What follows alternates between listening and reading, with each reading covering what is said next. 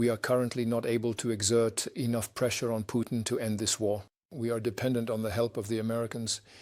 We see that China, India, Brazil, and other countries around the world are even openly aligning themselves with Russia.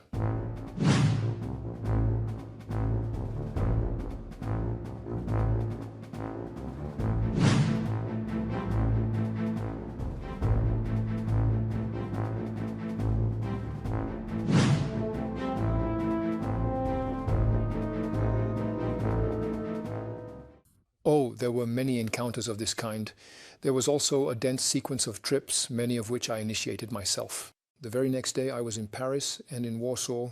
It was important to me that on that day I didn't just follow the usual custom of the past many years, where the new federal chancellor makes his first official visit to Paris, but I wanted to send a signal that Poland is also important to us, that I would also meet with the Polish Prime Minister, with Donald Tusk that evening.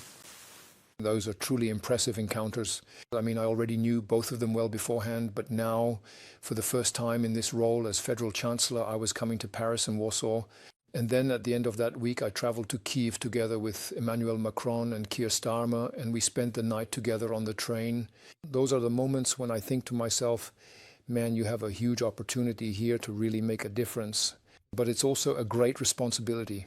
And when I'm together with people like Tusk, Starmer, Macron, we get along, even though we have very different political backgrounds, but we get along personally very well, then I have to say that's also very fulfilling. At the beginning of June, I visited Donald Trump in Washington for the first time. I prepared for this visit very carefully, for example, by watching videos of those who had met with him before me. Because it's almost always the same setting, as they say, in the Oval Office of the White House. How do you sit there? How do you talk to him? Right from the start, I told myself, it's his show. He needs to have it. And in that situation, you're more of a, well, I don't want to say an extra, that would be wrong, but you are the guest. He handles the communication with the press. I leaned back in the armchair, not sitting on the edge of my seat, but just listened at first. And then after a few minutes, I said something as well. For this meeting there, which took place just about 3 weeks ago, I prepared myself in very close coordination with everyone who was at the table. So Keir Starmer, Emmanuel Macron, Giorgia Meloni, Ursula von der Leyen, Alexander Stubb, the Finnish president, who plays an extremely important role in this group, and the NATO Secretary General.